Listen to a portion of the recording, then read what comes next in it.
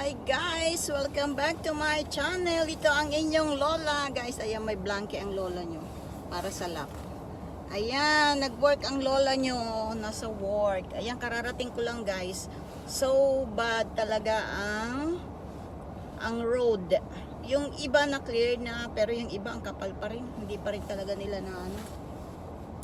So, tiis-tiis lang. Makapagtrabaho lang. Ayan ang lola nyo. Ano ngayon guys, 4 degrees ngayon, and today is Tuesday. Alam nyo guys, nag-call in ako kaninang umaga kasi may work ako sa iba kaninang umaga. Nag-call in ako.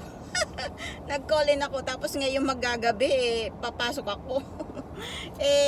Mas delikado mamaya kasi magne-negative mamayang gabi.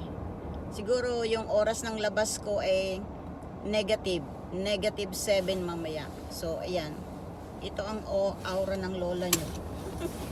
Andito na ako sa bahay ng client ko.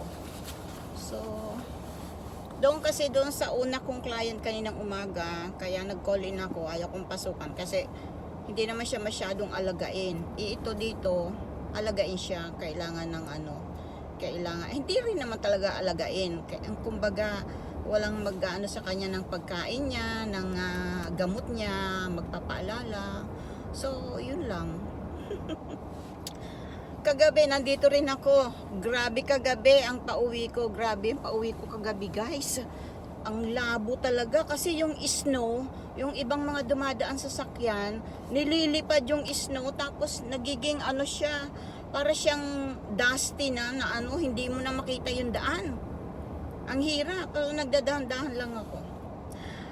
Yan ang buhay ng lola nyo as a caregiver dito sa Amerika.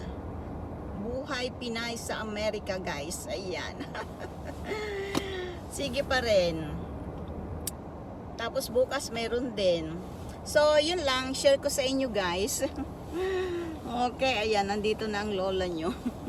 Ipakita ko sa inyo dito sa tapat ko. So, ayan ang snow. Ayan ang snow. All is white, di ba?